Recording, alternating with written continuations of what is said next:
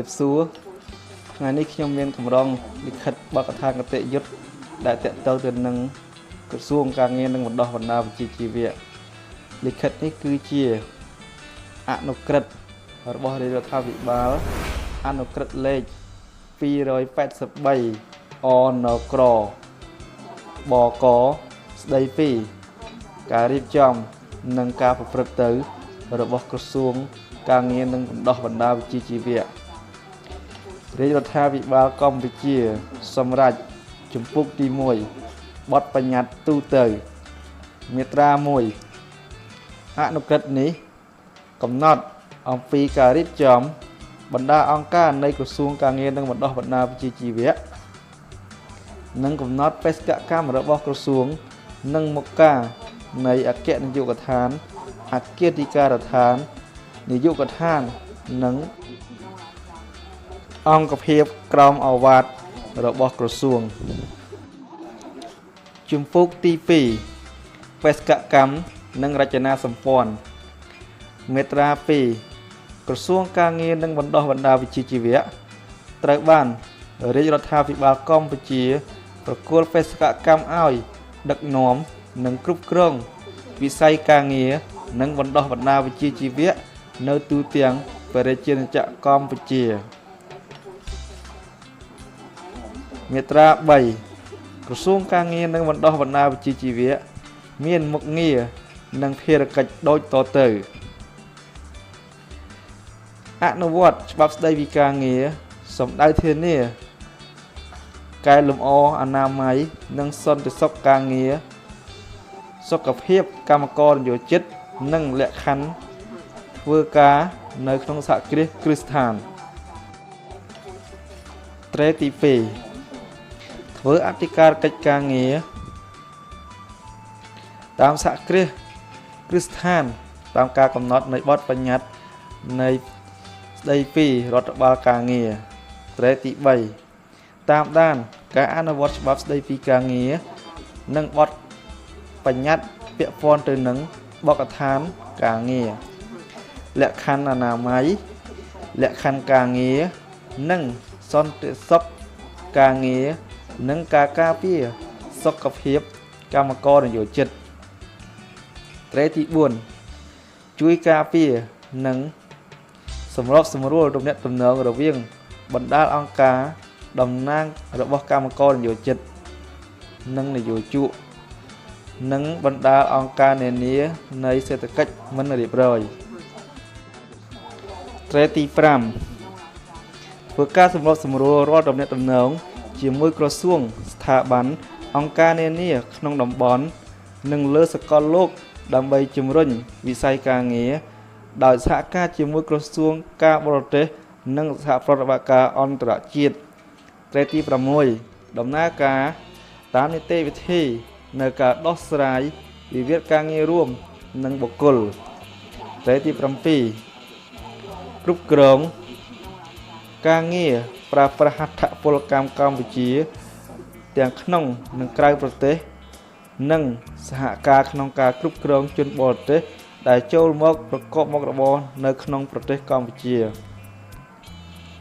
ត្រេទី8សិក្សានិងរៀបចំគោលនយោបាយជាតិស្តីពី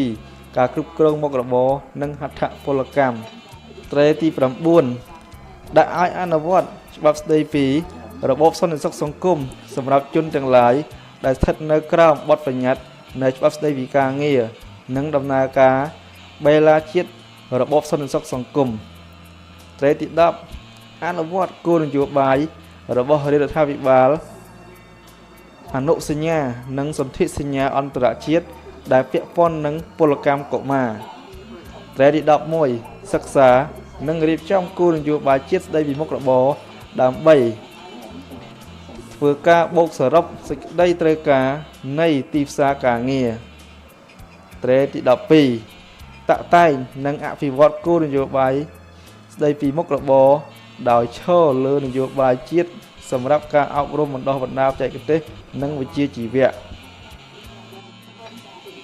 ត្រេទី13តាក់តែងនិងអភិវឌ្ឍគោលនយោបាយជាតិសម្រាប់ការអប់រំបណ្ដុះបណ្ដាលបច្ចេកទេសនិងវិជ្ជាជីវៈត្រេទី14 តាក់តែងគោលនយោបាយនិងគ្រប់គ្រងប្រព័ន្ធអប់រំបណ្ដុះបណ្ដាលបច្ចេកទេសនិងវិជ្ជាជីវៈត្រេទី15ត្រួតពិនិត្យសំណើសុំបង្កើតទទួលស្គាល់គ្រឹះស្ថានមជ្ឈមណ្ឌលថ្នាក់រៀនអប់រំបណ្ដុះបណ្ដាលបច្ចេកទេសនិងវិជ្ជាជីវៈគ្រប់ប្រភេទត្រេទី16គ្រប់គ្រងត្រួតពិនិត្យនិងវាយតម្លៃគ្រឹះស្ថានអប់រំបណ្ដុះបណ្ដាលបច្ចេកទេសវិជ្ជាជីវៈសាធារណៈនិងឯកជនត្រេទី17ធ្វើការសម្របសម្រួលរដ្ឋទំនាក់ទំនង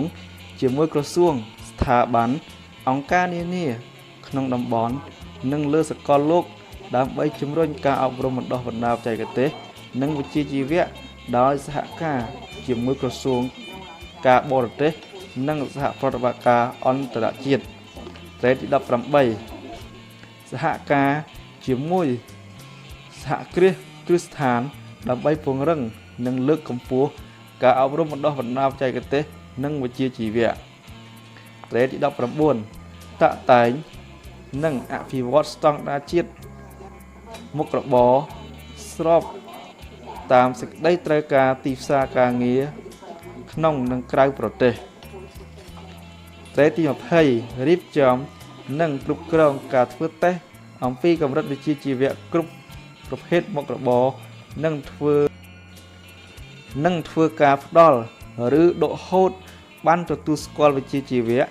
ដោយយោងតាមលទ្ធផលនៃការធ្វើតេស្តត្រេទី21គ្រប់គ្រងការហ្វឹកហ្វឺនកូនជាងនិងបេឡានៃការហ្វឹកហ្វឺនកូនជាងតាមច្បាប់ស្តីពីការងារត្រេទី22ត្រួតពិនិត្យអនុវត្តភារកិច្ចផ្សេងៗទៀតតាមការប្រគល់ជូនរបស់រដ្ឋាភិបាល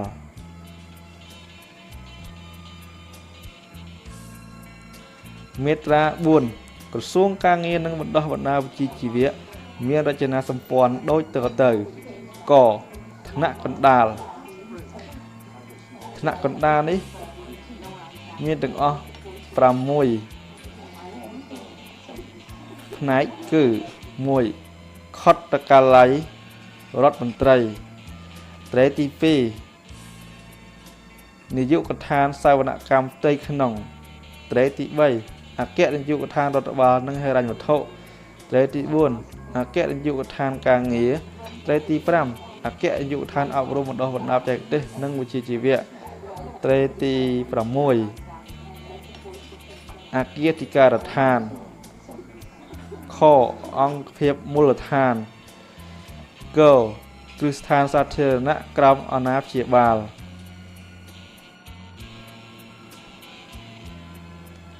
អង្គការលេខរបស់ក្រសួងការងារនិងបណ្ដុះបណ្ដាលវិជ្ជាជីវៈជាឧបសម្ព័ន្ធនៃអនុក្រឹត្យនេះមាត្រា5អគ្គនាយកដ្ឋាននីមួយៗដឹកនាំដោយអគ្គនាយកមួយរូបនិងមានអគ្គនាយករងមួយចំនួនជាជំនួយការតាមការចាំបាច់អគាធិការដ្ឋានដឹកនាំដោយអគ្គធិការមួយរូបនិងមានអគ្គធិការរងមួយចំនួនជាជំនួយតាមការចាំបាច់នាយកដ្ឋាននីមួយៗដឹកនាំដោយប្រធានមួយរូបនិងមានអនុប្រធានជាជំនួយ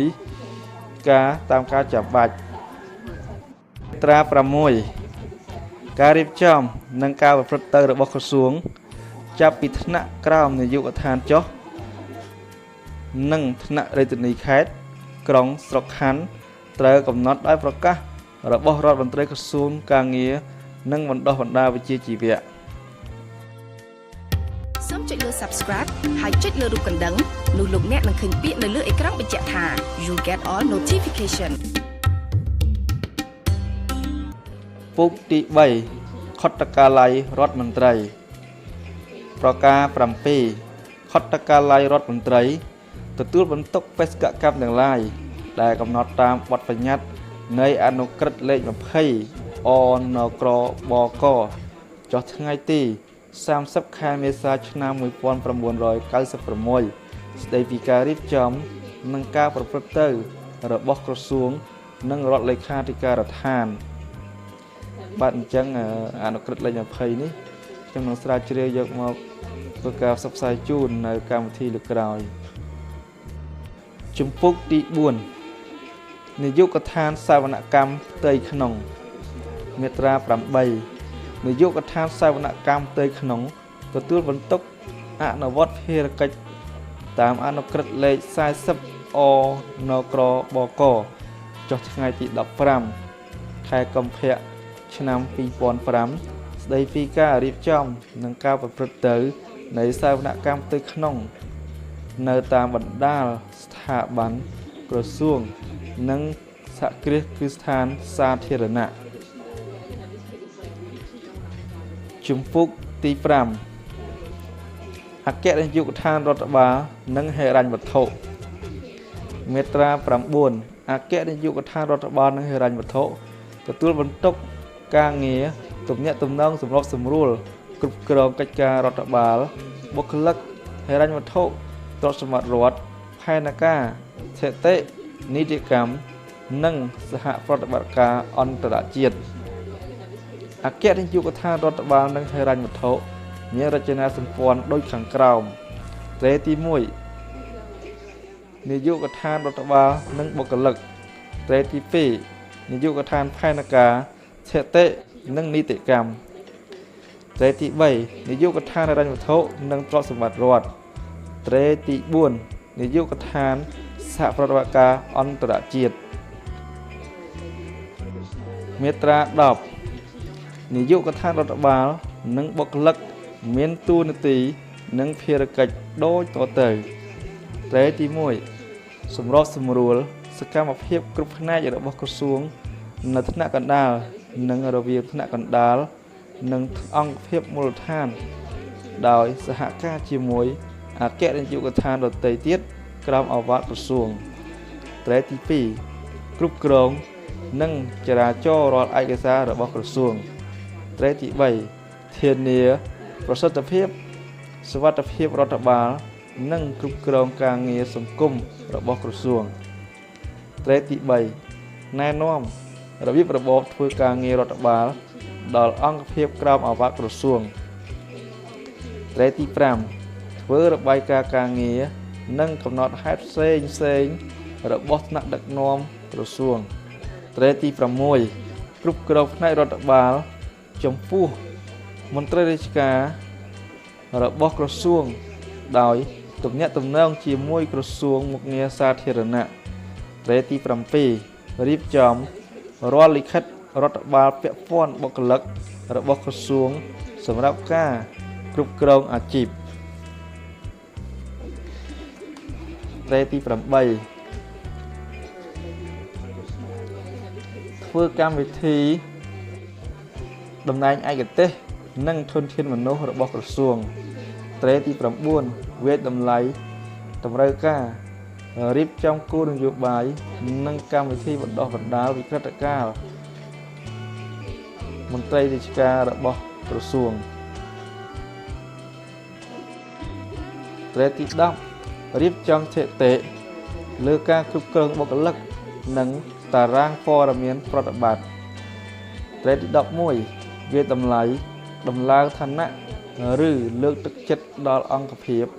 ឬបុគ្គលដែលស្ថិតនៅក្រោមអាណាព្យាបាលរបស់ក្រសួងដោយសហការជាមួយអង្គភាពពាក់ព័ន្ធត្រេទី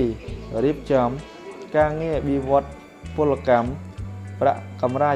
និងរបបឧបត្ថម្ភគោលនយោបាយសង្គមត្រេទី13អនុវត្តភារកិច្ចផ្សេងទៀតដែលអគ្គនាយកដ្ឋានប្រគល់ជូនមាត្រា11នាយកដ្ឋានផែនការស្ថិតិនិងនីតិកម្មមានតួនាទីនិងភារកិច្ច13ចំណុចដូចតទៅ1កសាងផែនការគោលនិងសហការជាមួយផ្នែកជំនាញដែលពាក់ព័ន្ធរបស់ក្រសួងកសាងផែនការសកម្មភាពតាមបណ្ដាផ្នែកត្រេទី2សម្របសម្រួលរៀបចំកម្មវិធីសហប្រតិបត្តិការក្នុងនិងក្រៅប្រទេសដោយសហការជាមួយផ្នែកជំនាញសហការជាមួយផ្នែកជំនាញនានា រៀបចំលិខិតស្នាមនិងផែនការអភិវឌ្ឍរបស់ក្រសួងត្រីទី3ប្រមូលនិងរៀបចំស្ថិតិរបស់មុខសញ្ញាដែលក្រសួងទទួលបន្ទុកត្រីទី4រៀបចំគ្រប់គ្រងទិន្នន័យនិងសិក្សាចំណោលស្ថិតិយ៉ាងនោះក្នុងគោលដៅរៀបចំយុទ្ធសាស្ត្រកំណត់កម្មវិធីសកម្មភាពនិងគម្រោងផែនការសកម្មភាពនិងទិសដៅអនាគតរបស់វិស័យការងារនិងវិស័យបណ្ដុះបណ្ដាលវិជ្ជាជីវៈត្រីទី5គ្រប់គ្រងព័ត៌មានវិទ្យានិងបណ្ណាល័យរបស់ក្រសួងត្រីទី6ណែនាំរបៀបរបបនិងធ្វើរបាយការណ៍សរុបអំពីសកម្មភាពនិងលទ្ធផលការងាររបស់ក្រសួងប្រចាំខែប្រចាំត្រីមាស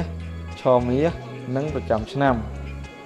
ត្រីទី7ក្តាប់និងប្រមូលសកម្មភាពការជាក់ស្ដែងពាក់ព័ន្ធនឹងវិស័យការងារនិងវិស័យបណ្ដុះបណ្ដាលវិជ្ជាជីវៈត្រីទី8ពិនិត្យវាយតម្លៃបរិមាណគុណភាពរបស់រដ្ឋបាលនិងសមិទ្ធផលវិស័យការងារនិងវិស័យបណ្ដុះបណ្ដាលវិជ្ជាជីវៈត្រីទី9សម្រាប់សម្រួលនិងពិនិត្យសេចក្តីព្រាងច្បាប់លិខិតបទកថានានារបស់ក្រសួងត្រីទី10តាមដានការងារអនុវត្តអនុសញ្ញាច្បាប់និងលិខិតបទកថានានាទាក់ទងទៅនឹងការងាររបស់ក្រសួងត្រីទី11ស្រាវជ្រាវដកស្រង់ចងក្រងអត្ថបទច្បាប់បទបញ្ញត្តិនិងសន្ធិសញ្ញានានាទាក់ទងទៅនឹងការងាររបស់ក្រសួងនិងការគ្រប់គ្រងឯកសារទាំងអស់នោះត្រីទី12ជាអ្នកជំនួយការច្បាប់ទាក់ទងទៅនឹងរាល់ការនីតិកម្មរបស់ក្រសួងត្រីទី13អនុវត្តភារកិច្ចផ្សេងទៀតដែលអគ្គនាយកប្រគល់ជូនមាត្រា12នាយកដ្ឋានហិរញ្ញវត្ថុនិងទ្រព្យសម្បត្តិរដ្ឋមានតួនាទីនិងភារកិច្ចចំនួន14ដូចតទៅ1រៀបចំគម្រោងថវិកាក្រសួងនិងតាមដានរំលឹកអំពីការប្រតិបត្តិត្រីទី2គ្រប់គ្រងចំណូលឲ្យបានសមស្របតាមច្បាប់ហិរញ្ញវត្ថុបង់ចំណូលថវិការដ្ឋត្រីទី3គ្រប់គ្រងនិងសម្របសម្រួលចំពុកថវិកាត្រីទី4គ្រប់គ្រងនិងពិនិត្យគណនីពិសេសត្រីទី5គ្រប់គ្រងនិងសម្របសម្រួលរាល់ចំណូលចំណាយរបស់ក្រសួងត្រីទី6គ្រប់គ្រងបន្ទុកគណនីនៃការអនុវត្តលទ្ធកម្មសាធារណៈត្រីទី7សហការជាមួយអង្គភាពត្រួតពិនិត្យហិរញ្ញវត្ថុក្នុងការងារត្រួតពិនិត្យចំណូលចំណាយរបស់ក្រសួងត្រីទី8ប្រមូលផ្ដុំតម្រូវការធ្វើកម្មវិធីចំណាយគ្រប់គ្រងការរៀបចំជួសជុលសម្ភារៈនិងបរិក្ខាររបស់ក្រសួងត្រីទី9គ្រប់គ្រងចលនាទ្រព្យអចលនទ្រព្យសន្និធិសម្ភារៈនិងធ្វើបញ្ជីសារពើភ័ណ្ឌត្រីទី10គ្រប់គ្រងយានយន្តរបស់រដ្ឋដែលប្រគល់ឲ្យក្រសួងព្រមទាំងធ្វើកម្មវិធីចំណាយនិងបែងចែកប្រេងឥន្ធនៈនិងគ្រឿងបន្លាស់និងជួសជុលដាក់ជូនប្រធានស្ថាប័នពិនិត្យនិងសម្រេចត្រីទី11ទទួលនិងបែងចែកបរិក្ខារជូនដល់បណ្ដាអង្គភាពក្រមអាវ៉ាត់ក្រសួងត្រីទី12គ្រប់ការប្រើប្រាស់ឧបករណ៍ព័ត៌មានវិទ្យានៃសកម្មភាពខាងហិរញ្ញវត្ថុនិងបន្ទុកគណនីត្រីទី13ត្រួតពិនិត្យបច្ចេកទេសនិងការប្រតិបត្តិលទ្ធកម្មសាធារណៈត្រីទី14អនុវត្តភារកិច្ចផ្សេងទៀតដែលអគ្គនាយកប្រគល់ជូនមាត្រា13នាយកដ្ឋានសហប្រតិបត្តិការអន្តរជាតិ មានតួនាទីនិងភារកិច្ចចំនួន8ដូចតទៅត្រេទី1ធ្វើការសម្របសម្រួលរដ្ឋទំនាក់ទំនងជាមួយផ្នែកជំនាញរបស់ក្រសួងស្ថាប័នអង្គការនានានិងបណ្ដាប្រទេសក្នុងតំបន់និងលើសកលលោកដើម្បីអភិវឌ្ឍការងារគ្រប់វិស័យរបស់ក្រសួងដោយសហការជាមួយក្រសួងការបរទេសនិងសហប្រតិបត្តិការអន្តរជាតិ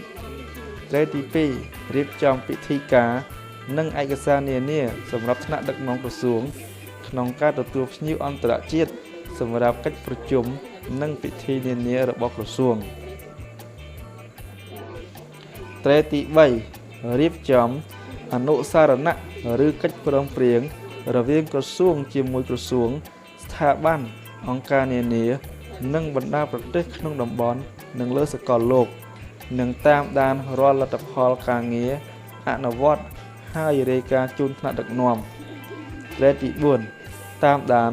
និងបូកសរុបរាល់សកម្មភាពសហប្រតិបត្តិការអន្តរជាតិនិងអាស៊ានដែលក្រសួងបានចុះអនុសារណៈនិងឬកិច្ចព្រមព្រៀងត្រេទី5សម្របសម្រួលលិខិតស្នាមដូចជាលិខិតឆ្លងដែនទិដ្ឋាការរបស់មន្ត្រីរាជការក្រមអាវ៉ាត់ក្រសួងដែលត្រូវបំពេញបេសកកម្មនៅក្រៅប្រទេសតាមការចាត់តាំងរបស់ក្រសួងនិងបណ្ដាជនបរទេសដែលមកបំពេញការងារជាមួយក្រសួងត្រេទី6សរុបសភាពការអន្តរជាតិបទពិសោធន៍របស់បណ្ដាប្រទេសក្នុងតំបន់និងលើសកលលោកហើយធ្វើការផ្សព្វផ្សាយព័ត៌មានដល់ផ្នែកជំនាញដែលពាក់ព័ន្ធត្រេទី7រៀបចំគម្រោងសហប្រតិបត្តិការទ្វេភាគីនិងពហុភាគីជាមួយអង្គការស្ថាប័នជាតិអន្តរជាតិនិងអាស៊ានត្រេទី8អនុវត្តភារកិច្ចផ្សេងៗទៀតដែលអគ្គនាយកប្រគល់ជូនសូមចុចលើ Subscribe ហើយចុចលើរូបកណ្ដឹងនោះលោកអ្នកនឹងឃើញពាក្យនៅលើអេក្រង់បញ្ជាក់ថា You get all notification ជំពូកទី6អគ្គនាយកដ្ឋានការងារមាត្រា14អគ្គនាយកដ្ឋានការងារទទួលបន្ទុកការងារទំនាក់ទំនងសម្របសម្រួលគ្រប់គ្រងកិច្ចការអធិការកិច្ចការងារវិវាទការងារមុខរបរនិងអត្ថពលកម្មការងារកុមារនិងពេទ្យការងារអគ្គនាយកដ្ឋានការងារមានរចនាសម្ព័ន្ធដូចខាងក្រោម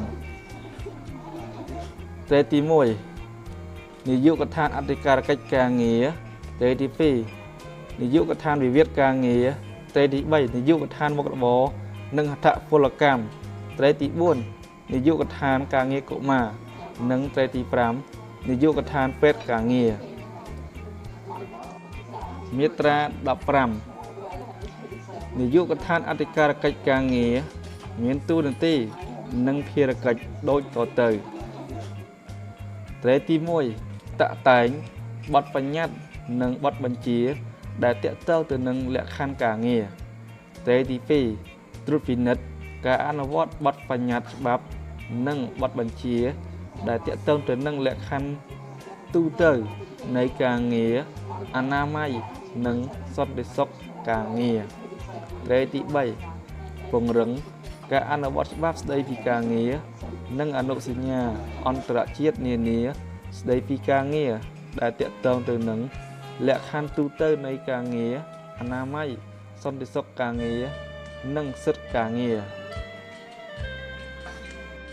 ត្រេទី4អប់រំផ្សព្វផ្សាយចំពោះនយោជកនិងកម្មករនយោជិតដើម្បីគោរពបទបញ្ញត្តិច្បាប់ស្តីពីការងារត្រេទី5ផ្ដល់ព័ត៌មានទៅអាជ្ញាធរមានសមត្ថកិច្ចនៅករណីមិនប្រក្រតីនិងការរំលោភផ្សេងៗទៀតដែលពាក់ព័ន្ធនឹងវិស័យការងារត្រេទី6ផ្ដល់យោបល់អំពីបទបញ្ហាទាក់ទងទៅនឹងការរៀបចំឬការកែប្រែសហគ្រាសគ្រឹះស្ថាននិងអង្គការចាត់តាំងដែលបានអនុញ្ញាតពីអាជ្ញាធរ រដ្ឋបាលហើយដែលមានចែងក្នុងច្បាប់ស្តីពីការងារត្រេទី7ត្រួតពិនិត្យការអនុវត្តបទបញ្ញត្តិនិងបទបញ្ជាដែលទាក់ទងទៅនឹងលក្ខខណ្ឌជីវភាពនៃកម្មករនិយោជិតនិងគ្រួសារនៃជនទាំងនោះត្រេទី8ចាត់តាំងនិងគ្រប់គ្រងភ្នាក់ងារចុះអធិការកិច្ចការងារតាមសហគ្រាសគ្រឹះស្ថាននិងត្រួតពិនិត្យសកម្មភាពអធិការកិច្ចការងារត្រេទី9ចុងក្រោយអនុវត្តភារកិច្ចផ្សេងៗទៀតដែលអគ្គនាយកប្រគល់ជូនមាត្រា16នាយកដ្ឋានវិវាទការងារមានតួនាទីនិងភារកិច្ចចំនួន9ដូចតទៅត្រេទី1តាក់តែងបទបញ្ញត្តិនិងបទបញ្ជាដែលទាក់ទងទៅនឹងការពារសិទ្ធិនិងផលប្រយោជន៍របស់កម្មករនិយោជិតក្នុងពេលប្រកបវិជ្ជាជីវៈរបស់ខ្លួនត្រេទី2ពង្រឹងការអនុវត្តច្បាប់ស្តីពីការងារនិងអនុសញ្ញាអន្តរជាតិនានាស្តីពីការងារអំពីសិទ្ធិនៃការបង្កើតអង្គការវិជ្ជាជីវៈត្រេទី3ជួយការពារដល់បណ្ដាអង្គការតំណាងរបស់កម្មករនិយោជិតនិងនិយោជកនៅក្នុងសហគ្រាសគ្រឹះស្ថានត្រេទី4ដាក់ឲ្យដំណើរការនៅនីតិវិធីសម្រាប់ដោះស្រាយវិវាទការងារត្រេទី5ដោះស្រាយរាល់វិវាទការងារត្រេទី6តាមដាននិងជំរុញការចរចាជាសមូលភាពនិងសង្វាតសង្គមព្រមទាំងពិនិត្យនិងការចុះបញ្ជីការអង្គការវិជ្ជាជីវៈនិងអនុសញ្ញារួមព្រមទាំងផ្ដល់វិញ្ញាបនបត្របញ្ជាក់ភាពជាតំណាងនៃអង្គការសហជីពកម្មករត្រេទី7ទទួលបន្ទុកកិច្ចការលេខាធិការដ្ឋានក្រមប្រឹក្សាអាជ្ញាកណ្ដាលត្រេទី8ទទួលបន្ទុកភារកិច្ចលេខាធិការដ្ឋានគណៈកម្មការប្រឹក្សាការងារនិងត្រេទី9អនុវត្តភារកិច្ចផ្សេងទៀតដែលអគ្គនាយកប្រគល់ជូនមាត្រា17នាយកដ្ឋានមុខរបរនិងហត្ថពលកម្មមានតួនាទីនិងភារកិច្ចចំនួន10ដូចតទៅត្រេទី1សិក្សានិងលើកវិធានការសម្រាប់អភិវឌ្ឍនិងការពារមុខរបរត្រេទី2គ្រប់គ្រងនិងចេញបានការងារសិភៅការងារនិងផ្ដល់ទិដ្ឋាការការងារដល់កម្មករនិយោជិតខ្មែរដែលធ្វើការនៅក្នុងនិងក្រៅប្រទេសត្រេទី3ត្រួតពិនិត្យនិងផ្ដល់បានការងារសិភៅការងារដល់ជនបរទេសដែលមកប្រកបមុខរបរនៅក្នុងប្រជាជាតិកម្ពុជាត្រេទី4រៀបចំក្របខ័ណ្ឌគតិយុត្តពីវិធានការទាំងអស់ដាក់ឲ្យអនុវត្តវិធានការនិងតាមដានការអនុវត្តត្រេទី5រៀបចំឲ្យមានការិយាល័យរកការងារធ្វើនៅតាមមន្ទីរការងារនិងបណ្ដុះបណ្ដាលវិជ្ជាជីវៈរាជធានីខេត្តត្រេទី6កសាងស្ថិតិមុខរបរនិងហត្ថពលកម្មក្នុងនិងក្រៅប្រទេសទៅតាមលំដាប់ថ្នាក់សកម្មភាពសេដ្ឋកិច្ចត្រេទី7តាក់តែងបទបញ្ញត្តិនិងបទបញ្ជាស្តីពីការគ្រប់គ្រងជនបរទេសដែលមកប្រកបមុខរបរនៅក្នុងប្រជាជាតិកម្ពុជានិងស្តីពីការគ្រប់គ្រងកម្លាំងពលកម្មនិងពលករខ្មែរទៅធ្វើការនៅក្រៅប្រទេសត្រេទី8គ្រប់គ្រងជនបរទេសដែលមកប្រកបមុខរបរក្នុងប្រជាជាតិកម្ពុជានិងពលករខ្មែរទៅធ្វើការនៅក្រៅប្រទេសដោយសហការជាមួយក្រសួងស្ថាប័នពាក់ព័ន្ធក្នុងករណីដែលមានពលករខ្មែរច្រើនអាចស្នើសុំបង្កើតអនុពន្ធការងារត្រេទី9ស្វែងរកទីផ្សារការងារជូនពលករខ្មែរទៅធ្វើការនៅក្រៅប្រទេស ត្រេទី10អនុវត្តភារកិច្ចផ្សេងៗទៀតដែលអគ្គនាយកប្រគល់ជូនមាត្រា18នាយកដ្ឋានការងារកុមារមានតួនាទីនិងភារកិច្ចចំនួន8ដូចតទៅត្រេទី1តាក់តែងនិងអភិវឌ្ឍគោលនយោបាយច្បាប់និងបទបញ្ញត្តិនានាដែលពាក់ព័ន្ធទៅនឹងពលកម្មកុមារត្រេទី2អនុវត្តគោលនយោបាយរបស់រាជរដ្ឋាភិបាលអនុសញ្ញានិងសន្ធិសញ្ញាអន្តរជាតិដែលពាក់ព័ន្ធទៅនឹងពលកម្មកុមារជាពិសេសទម្រង់ធ្ងន់ធ្ងរបំផុតនៃពលកម្មកុមារត្រេទី3តាមដានត្រួតពិនិត្យការអនុវត្តផែនការសកម្មភាពជាតិអនុសញ្ញាដែលពាក់ព័ន្ធទៅនឹងពលកម្មកុមារត្រេទី4បង្កើនកិច្ចសហប្រតិបត្តិការសម្របសម្រួលជាមួយក្រសួងស្ថាប័នអង្គការមិនមែនរដ្ឋាភិបាល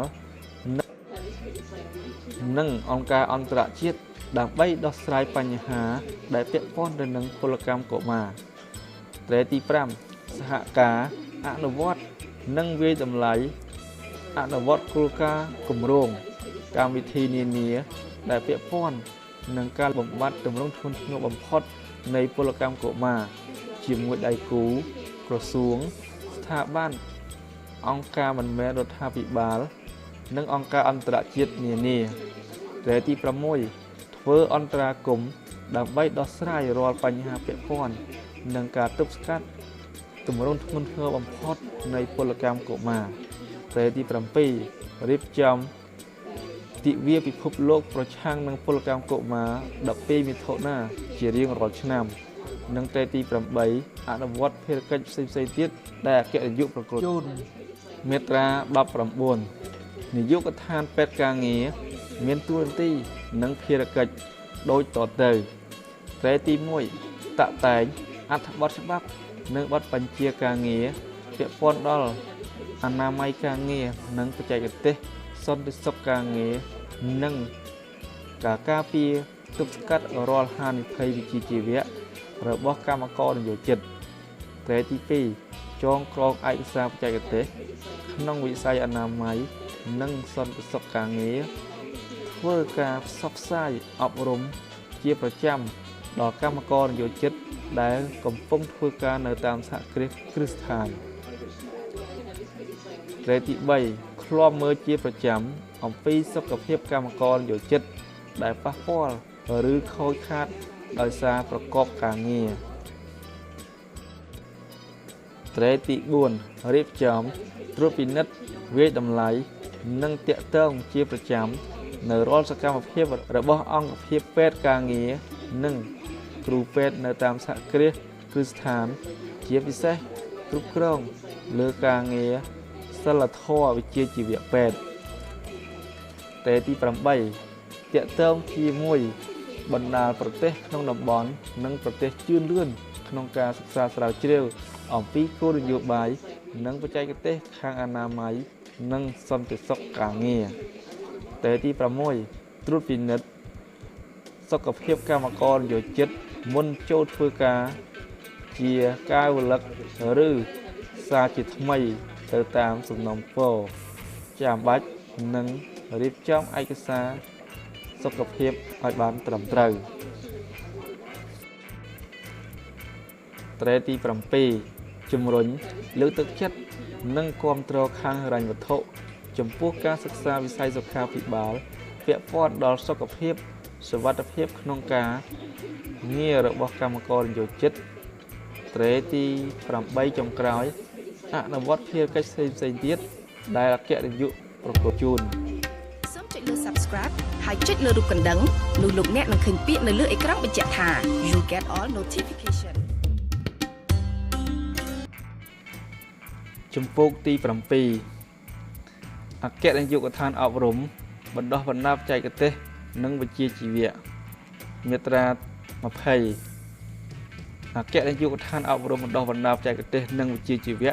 ទទួលបន្ទុកការងារតាក់តែងគោលនយោបាយអភិវឌ្ឍប្រព័ន្ធអប់រំបណ្ដុះបណ្ដាលបច្ចេកទេសនិងវិជ្ជាជីវៈនិងគ្រប់គ្រងលើការអប់រំ បណ្ដុះបណ្ដាលបច្ចេកទេសនិងវិជ្ជាជីវៈការងារអនុវត្តតាមកិច្ចហ្វឹកហ្វឺនកូនជាងតាមច្បាប់ស្តីពីការងារព័ត៌មានទីផ្សារការងារនិងក្នុងនិងក្រៅប្រទេសធានាគុណភាពអប់រំបណ្ដុះបណ្ដាលបច្ចេកទេសនិងវិជ្ជាជីវៈនិងអភិវឌ្ឍស្តង់ដារនិងកម្មវិធីសិក្សាអគ្គនាយកដ្ឋានអប់រំបណ្ដុះបណ្ដាលបច្ចេកទេសនិងវិជ្ជាជីវៈមានរចនាសម្ព័ន្ធដូចខាងក្រោមត្រេទី1នាយកដ្ឋានព័ត៌មានទីផ្សារការងារត្រេទី2នាយកដ្ឋានបណ្ដុះបណ្ដាលត្រេទី3នាយកដ្ឋានស្តង់ដារនិងកម្មវិធីសិក្សាត្រេទី4នាយកដ្ឋានធានាគុណភាពត្រេទី5នាយកដ្ឋានគោលនយោបាយនិងយុទ្ធសាស្ត្រត្រេទី6នាយកដ្ឋានគ្រប់គ្រងគ្រឹះស្ថានសិក្សា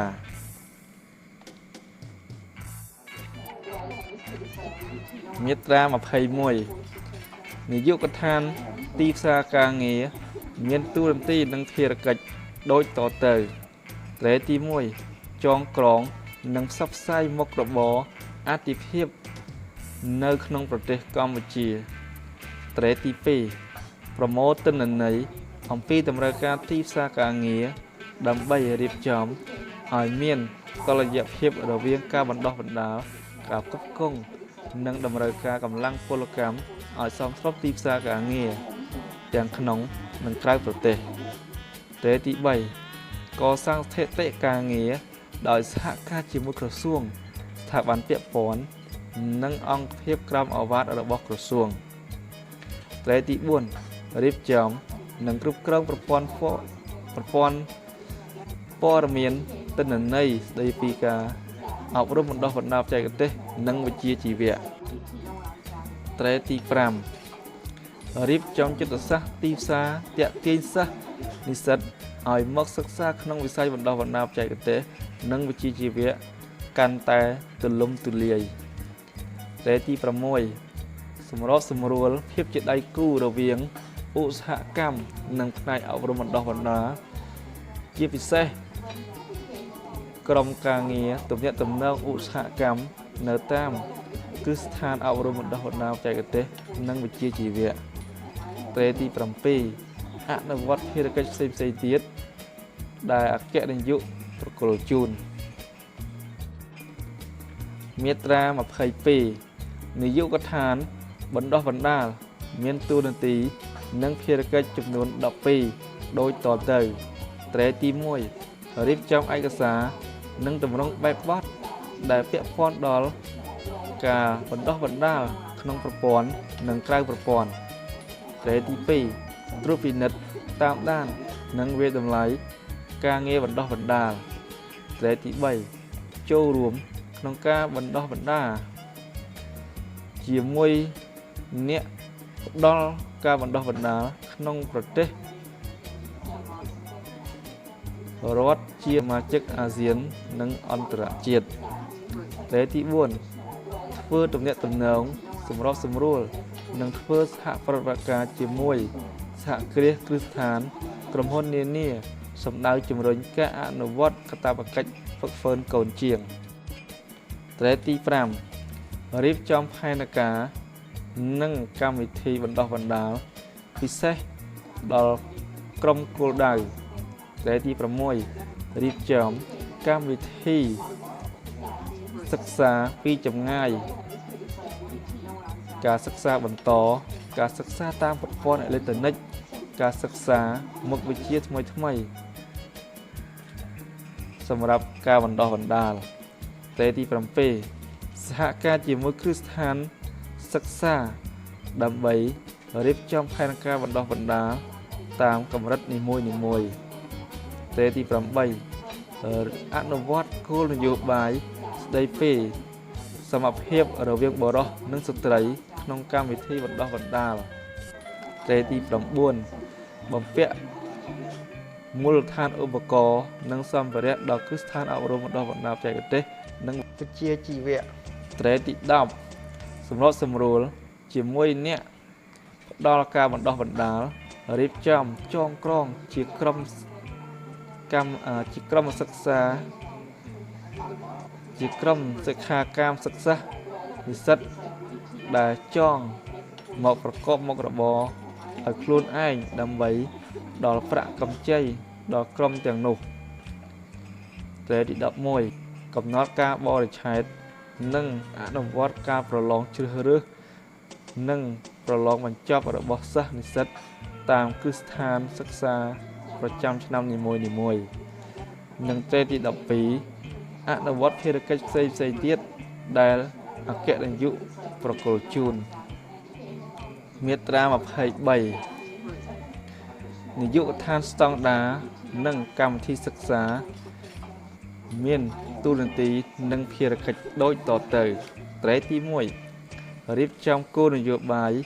និងលិខិតបកថាគតិយុត្តសម្រាប់អភិវឌ្ឍនិងអនុវត្តស្តង់ដារជាតិ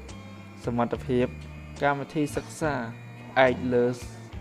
សមត្ថភាពកញ្ចប់ឯកសារសិក្សាផ្អែកលើសមត្ថភាពកញ្ចប់ឯកសារវាតម្លៃផ្អែកលើសមត្ថភាពនិងសម្ភារៈសម្រាប់ធ្វើតេស្តសមត្ថភាព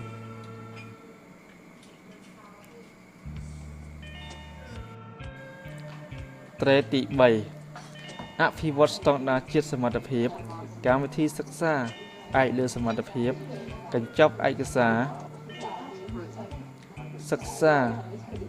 ផ្អែកលើសមត្ថភាពកញ្ចប់ឯកសារវាតម្លៃផ្អែកលើសមត្ថភាពនិងសម្ភារៈសម្រាប់ធ្វើតេស្តសមត្ថភាពត្រេទី4ការចុះពិនិត្យតាមដាននិងវាតម្លៃការអនុវត្តស្តង់ដារជាតិសមត្ថភាព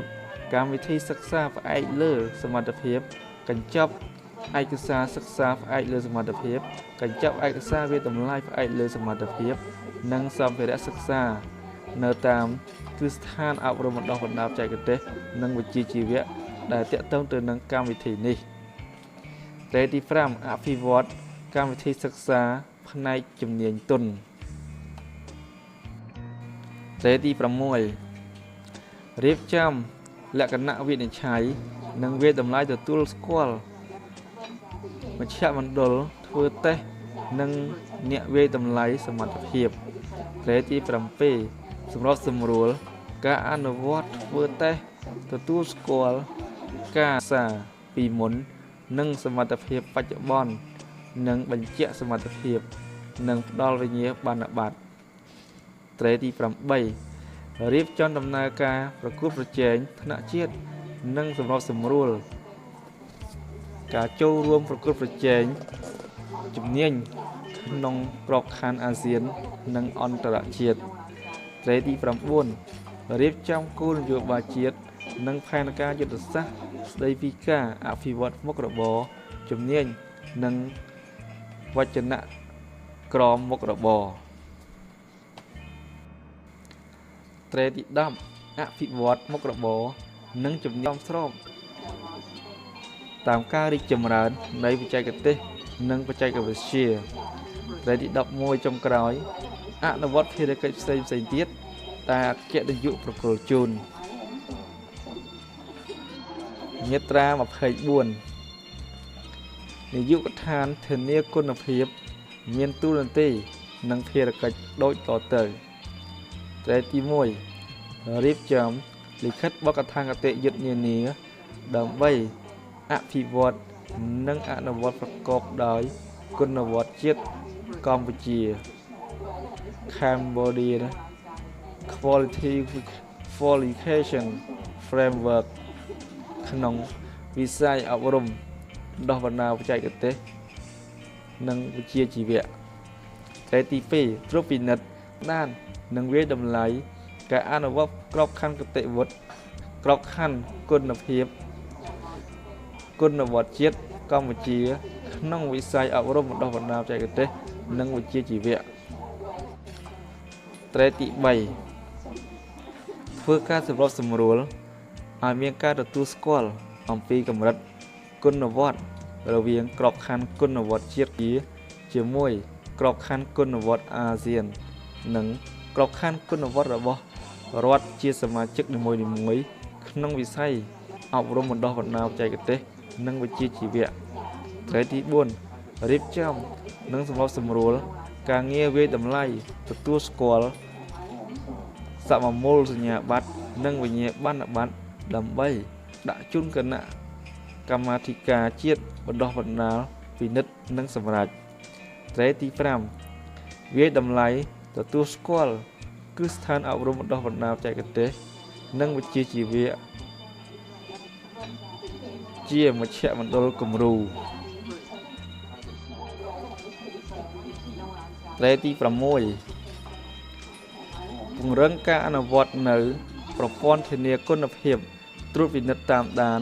និងវិយតម្លៃដល់ការអប់រំបណ្ដុះបណ្ដាលបច្ចេកទេសនិងវិជ្ជាជីវៈត្រីទី7អភិវឌ្ឍនិងអនុវត្តផែនការសកម្មភាពគោលការណ៍ណែនាំនិងនីតិវិធីនៃលក្ខណៈវិទ្យាឆ័យសម្រាប់ទទួលវគ្គកម្មវិធីបណ្ដុះបណ្ដាល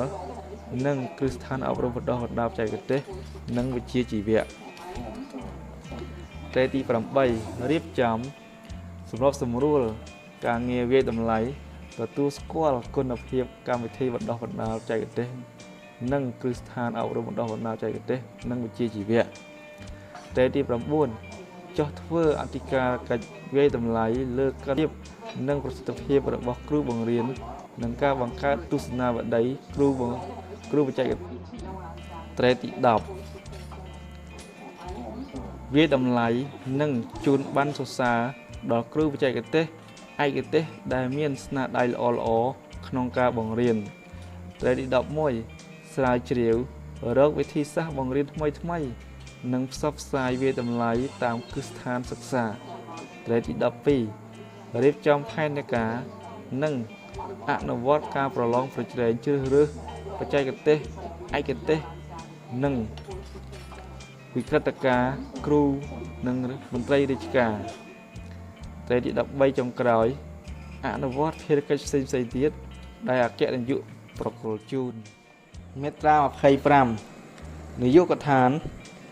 គោលនយោបាយនិងយុទ្ធសាស្ត្រមានតួនាទីនិងភារកិច្ចដូចតទៅត្រីទី1ស្រាវជ្រាវគោលនយោបាយអប់រំបណ្ដុះបណ្ដាលបច្ចេកទេសនិងវិជ្ជាជីវៈក្នុងនិងក្រៅតំបន់ត្រីទី2ស្រាវជ្រាវនិងអភិវឌ្ឍនៅគោលនយោបាយនិងយុទ្ធសាស្ត្រអភិវឌ្ឍវិស័យបណ្ដុះបណ្ដាលបច្ចេកទេសនិងវិជ្ជាជីវៈត្រីទី3ផ្សព្វផ្សាយដាក់ឲ្យអនុវត្តនៅគោលនយោបាយនិងយុទ្ធសាស្ត្រអភិវឌ្ឍអប់រំវិស័យអប់រំបណ្ដុះបណ្ដាលបច្ចេកទេសនិងវិជ្ជាជីវៈត្រីទី4ត្រួតពិនិត្យនិងតាមដានការអនុវត្តគោលនយោបាយនិងយុទ្ធសាស្ត្រត្រីទី5រៀបចំលិខិតបទកថាគតិយុត្តទាក់ទងការអប់រំបណ្ដុះបណ្ដាលបច្ចេកទេសនិងវិជ្ជាជីវៈត្រីទី6សហការនិងរួមយោបល់លើសេចក្តីព្រាងលិខិតបទកថាគតិយុត្តផ្សេងៗពាក់ព័ន្ធនឹងវិស័យបណ្ដុះបណ្ដាលបច្ចេកទេសនិងវិជ្ជាជីវៈត្រីទី7រៀបចំផែនការជាតិរយៈពេលខ្លីមធ្យមវែងសម្រាប់អភិវឌ្ឍវិស័យអប់រំបណ្ដុះបណ្ដាលបច្ចេកទេសនិងវិជ្ជាជីវៈត្រីទី8រៀបចំបូកសរុបគ្រោងផែនការសកម្មភាពនិងថវិកាសម្រាប់អគ្គនាយកដ្ឋានអប់រំបណ្ដុះបណ្ដាលបច្ចេកទេសនិងវិជ្ជាជីវៈតាមឆ្នាំនីមួយៗត្រីទី9ត្រួតពិនិត្យវាយតម្លៃនិងធ្វើរបាយការណ៍លើសកម្មភាពអនុវត្តផែនការការងាររបស់អង្គភាពពាក់ព័ន្ធត្រីទី10ធ្វើសហប្រតិបត្តិការជាមួយដៃគូអភិវឌ្ឍជាតិនិងអន្តរជាតិលើការគៀកោជំនួយសម្រាប់អភិវឌ្ឍវិស័យអប់រំបណ្ដុះបណ្ដាលបច្ចេកទេសនិងវិជ្ជាជីវៈត្រីទី11រៀបចំគោលនយោបាយនិងបង្កើតមូលនិធិអភិវឌ្ឍជំនាញត្រីទី12រៀបចំគោលនយោបាយស្ដីពីការអនុវត្តនិង ការប្រើប្រាស់ប្រាក់ពន្ធសម្រាប់អភិវឌ្ឍជំនាញថ្នាក់ជាតិត្រីទី13រៀបចំកម្មវិធីនិងឯកសារសម្រាប់ប្រជុំគណៈកម្មាធិការអភិវឌ្ឍជំនាញនិងគណៈកម្មការជាតិបណ្ដុះបណ្ដាលត្រីទី14អនុវត្តភារកិច្ចផ្សេងៗទៀតដែលអគ្គនាយកប្រគល់ជូនមាត្រា26នាយកដ្ឋានគ្រប់គ្រងគ្រឹះស្ថានសិក្សាមានតួនាទីនិងភារកិច្ច14ចំណុចដូចតទៅ1រៀបចំគោលនយោបាយជាតិសម្រាប់គ្រប់គ្រងគ្រឹះស្ថានសិក្សាសាធារណៈឯកជនអង្គការមិនមែនរដ្ឋាភិបាលអង្គការអន្តរជាតិដែលទទួលបន្ទុកការងារអប់រំបណ្ដុះបណ្ដាលបច្ចេកទេសនិងវិជ្ជាជីវៈលេខទី2រៀបចំទម្រង់បែបបទនិងលិខិតបកឋានសម្រាប់បើកបិទនិងចុះបញ្ជីការគ្រឹះស្ថានសិក្សាលេខទី3ត្រួតពិនិត្យនិងផ្ទៀងផ្ទាត់ការផ្ដល់សញ្ញាបត្រនិងវិញ្ញាបនបត្ររបស់គ្រឹះស្ថានសិក្សាលេខទី4គ្រប់គ្រងស្ថិតិបញ្ជីឈ្មោះសិស្សនិស្សិតសាស្ត្រាចារ្យគ្រូបង្រៀននៅតាមគ្រឹះស្ថានសិក្សាសាធារណៈឯកជនអង្គការមិនមែនរដ្ឋាភិបាលនិងអង្គការអន្តរជាតិលេខទី5រៀបចំយន្តការគ្រប់គ្រងបញ្ជីសារពើភ័ណ្ឌនិងទ្រព្យសម្បត្តិរបស់គ្រឹះស្ថានសិក្សាលេខទី6រៀបចំយន្តការក្នុងការគ្រប់គ្រងចំណូលចំណាយថវិការបស់គ្រឹះស្ថានសិក្សាលេខទី7អធិការកិច្ចនិងដោះស្រាយបញ្ហាវិវាទនៅតាមគ្រឹះស្ថានសិក្សាលេខទី8រៀបចំកម្មវិធីទស្សនកិច្ចសិក្សាពីគ្រឹះស្ថានមួយទៅគ្រឹះស្ថានមួយទៀតទាំងក្នុងនិងក្រៅប្រទេសលេខទី9ធ្វើកិច្ចសហប្រតិបត្តិការជាមួយប្រទេសនានាក្នុងតំបន់និងអន្តរជាតិក្នុងការស្វែងរកអាហារូបករណ៍ដល់សិស្សនិស្សិតលេខទី10រៀបចំយន្តការនិងសហការជាមួយដៃគូអភិវឌ្ឍរោងចក្រសហគ្រាសក្នុងការគាំទ្រដល់អាហារូបករណ៍ដល់សិស្សនិស្សិតក្រីក្រលេខទី11រៀបចំកម្មវិធីអប់រំកាយកីឡានិងការប្រកួតកីឡាសម្រាប់គ្រឹះស្ថានអប់រំបណ្ដុះបណ្ដាលបច្ចេកទេសនិងវិជ្ជាជីវៈលេខទី12រៀបចំកម្មវិធីអប់រំវប្បធម៌ជាតិនិងប្រពៃណីខ្មែរដល់សិក្ខាកាមសិស្សនិស្សិតក្នុងគ្រឹះស្ថានអប់រំបណ្ដុះបណ្ដាលបច្ចេកទេសនិងវិជ្ជាជីវៈលេខទី13ណែនាំដល់គ្រឹះស្ថានអប់រំបណ្ដុះបណ្ដាលបច្ចេកទេសនិងវិជ្ជាជីវៈដឹកនាំសិស្សនិស្សិតចូលរួមសកម្មភាពសង្គមនិងសេដ្ឋកិច្ចព្រមទាំងបង្កើតសមាគមសិស្សនិស្សិតលេខទី14អនុវត្តភារកិច្ចផ្សេងៗទៀតដែលអគ្គនាយកប្រគល់ជូនសូមចុចលើ Subscribe ហើយចុចលើរូបកណ្ដឹងនោះលោកអ្នកនឹងឃើញពាក្យនៅលើអេក្រង់បញ្ជាក់ថា You get all notification ជំពូកទី8អគារធិការដ្ឋានមាត្រា27អគារធិការដ្ឋានមានតួនាទីនិងភារកិច្ចដូចតទៅត្រេទី1ធ្វើអធិការកិច្ចជាប្រចាំលើគ្រប់អង្គភាពក្រមអាវ៉ាតរបស់ក្រសួងកាងារនិងបណ្ដុះបណ្ដាលវិជ្ជាជីវៈត្រេទី2ពិនិត្យសម្រុះសម្រួលនិងដោះស្រាយវិវាទរដ្ឋបាលដែលពាក់ព័ន្ធដល់សមត្ថកិច្ចនិងសកម្មភាពរបស់មន្ត្រីនិងភ្នាក់ងាររបស់ក្រសួងត្រេទី3ធ្វើរបាយការណ៍ជូនរដ្ឋមន្ត្រីអំពីការប្រព្រឹត្តទៅរបស់អង្គភាពដែលបានធ្វើអធិការកិច្ចហើយនឹងអំពីវិធានការកែលម្អការប្រព្រឹត្តរបស់អង្គភាពនោះត្រេទី4អនុវត្តភារកិច្ចផ្សេងៗទៀតដែលរដ្ឋមន្ត្រីប្រគល់ជូនជំពូកទី9អង្គភាពមូលដ្ឋាន មាត្រា28នៅតាមរាជធានីខេត្តនីមួយៗមានមន្ទីរការងារនិងបណ្ដុះបណ្ដាលវិជ្ជាជីវៈរាជធានីខេត្តមួយដែលទទួលបន្ទុកអនុវត្តនិងសម្របសម្រួលសកម្មភាពនានារបស់ក្រសួងនៅតាមក្រុងស្រុកខណ្ឌមានការិយាល័យការងារនិងបណ្ដុះបណ្ដាលវិជ្ជាជីវៈដែលទទួលបន្ទុកអនុវត្តនិងសម្របសម្រួលសកម្មភាពនានារបស់ក្រសួងនិងតាមបទបញ្ជារបស់មន្ទីរជំពូកទី10គ្រឹះស្ថានសាធារណៈរដ្ឋបាលក្រមអាណាព្យាបាលមាត្រា29គ្រឹះស្ថានសាធារណៈរដ្ឋបាលនានាដែលស្ថិតនៅក្រោមអាណាព្យាបាលរបស់ក្រសួងការងារនិងបណ្ដុះបណ្ដាលវិជ្ជាជីវៈត្រូវកំណត់ដោយអនុក្រឹត្យដោយឡែក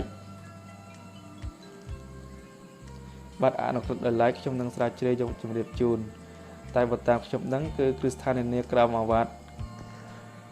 របស់ក្រសួងមានដូចជាវិជ្ជមណ្ឌលបណ្ដុះបណ្ដាលបច្ចេកទេសនិងវិជ្ជាជីវៈជាដើមជំពូកទី11អង្គភាពត្រួតពិនិត្យហិរញ្ញវត្ថុមាត្រា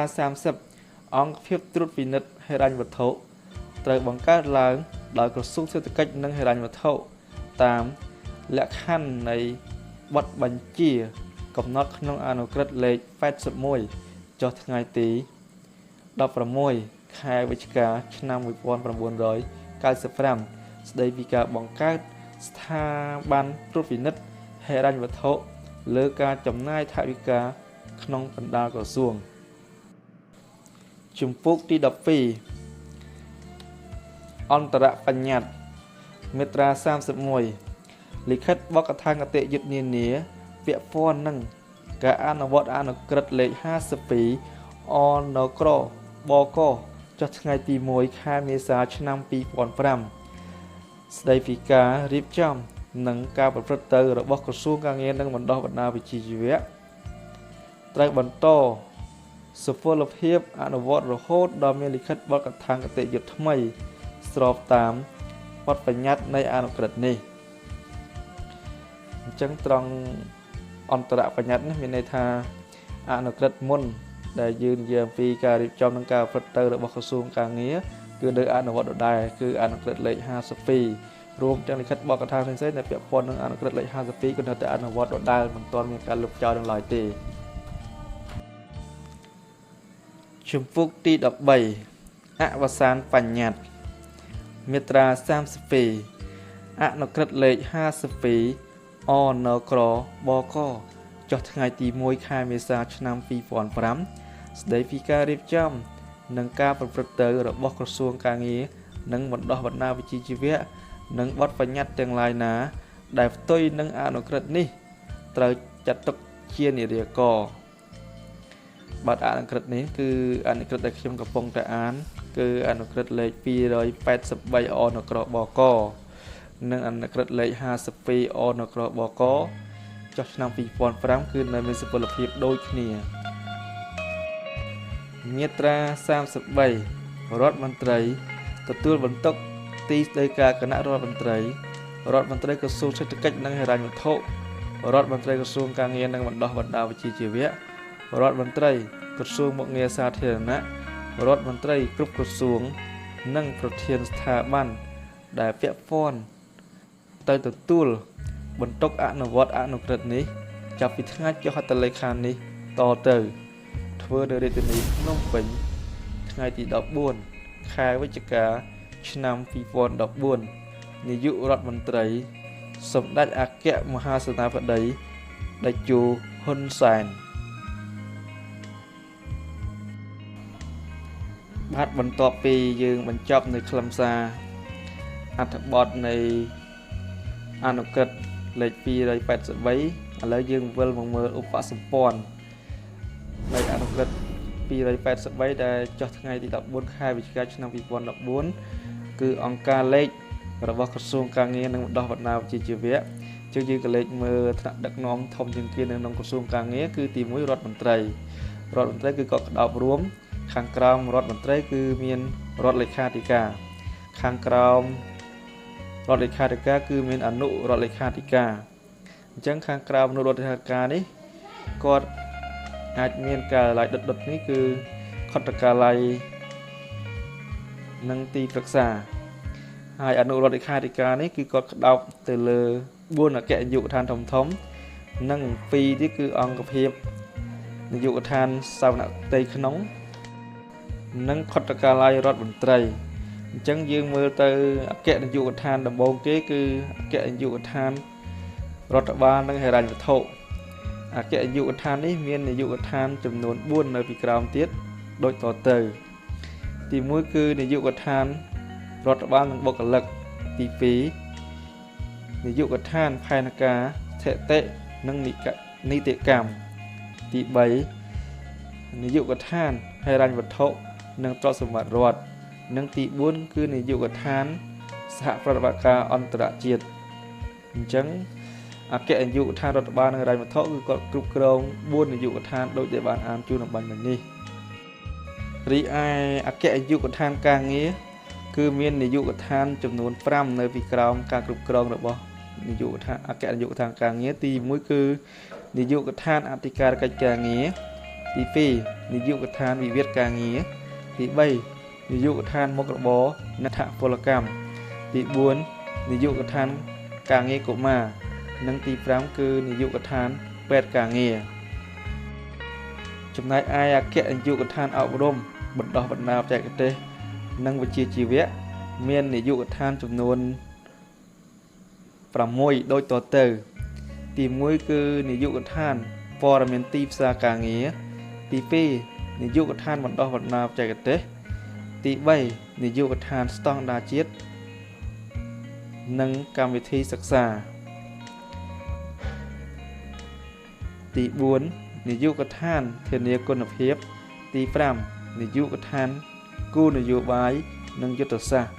និងទី6គឺនាយកដ្ឋានគ្រប់គ្រងគ្រឹះស្ថានសិក្សាចំណែកឯទី4នេះគេហៅថាអគារធិការដ្ឋានចឹងអគារធិការដ្ឋាននេះអត់មាននាយកដ្ឋាននៅពីក្រោមទេហើយផ្នែកទី5នេះគឺនាយកដ្ឋានសាវនកម្មផ្ទៃក្នុងអញ្ចឹងសាវនកម្មផ្ទៃក្នុងនៅអគារធិការដ្ឋាននេះមានឋានន្តរស័ក្តិនោះគឺស្មើនឹងអគ្គនាយកដ្ឋានដែរបាទហើយមួយទៀតគឺគ្រឹះស្ថានសាធារណៈក្រោមអាណាព្យាបាលអញ្ចឹងក៏ស្ថិតនៅក្រោមអនុរដ្ឋលេខាធិការគ្រប់គ្រងដែរហើយមួយទៀតគឺអង្គភាពត្រួតពិនិត្យហិរញ្ញវត្ថុក៏ស្ថិតនៅក្រោមអនុរដ្ឋលេខាធិការដែរនេះដែលខ្ញុំបានអានជូនមិញតាំង6ផ្នែករួមទាំងគ្រឹះស្ថានក្រោមអាវ៉ាត់សាធារណៈក្រោមអាវ៉ាត់និងអង្គភាពត្រួតពិនិត្យហិរញ្ញវត្ថុ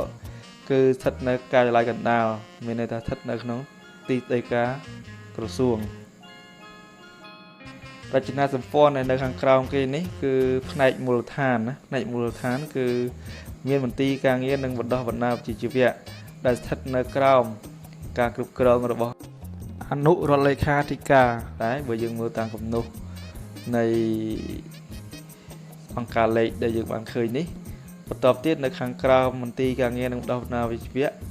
មានការិយាល័យការងារនិងបណ្ដុះបណ្ដាលវិជ្ជាជីវៈក្រុងស្រុកខណ្ឌដែលទទួលភារៈការងារដូចដែលខ្ញុំ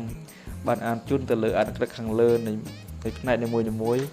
ដែលខ្ញុំបានអានទើបតែបញ្ចប់បាញ់នេះអញ្ចឹងអង្គការលេខរបស់ក្រសួងការងារនិងបណ្ដុះបណ្ដាលវិជ្ជាជីវៈដែលគិតត្រឹមខែវិច្ឆិកាឆ្នាំ2014គឺដូចដែលបានបង្ហាញនៅក្នុងទំព័រនេះស្រាប់សូមអរគុណចំពោះការតាមដាននិងទស្សនាព្រមទាំងស្វែងយល់នៅខ្លឹមសារអនុក្រឹត្យលេខ283ដែលស្ដីពីការរៀបចំនិងការប្រព្រឹត្តទៅរបស់ក្រសួងការងារនិងបណ្ដុះបណ្ដាលវិជ្ជាជីវៈតាំងពីដើមរហូតដល់ចប់សង្ឃឹមថាលោកអ្នកនឹងរងចាំសិក្សាបន្តនៅលិខិតបកឋានទាក់ទងទៅនឹងវិស័យការងារនិងបណ្ដុះបណ្ដាលវិជ្ជាជីវៈនៅកម្មវិធីបន្ទាប់សូមជម្រាបលា Thank you for watching my channel. Please like, subscribe with bell and share now. We will continue the legal letter related the labor law later. Goodbye. See you soon.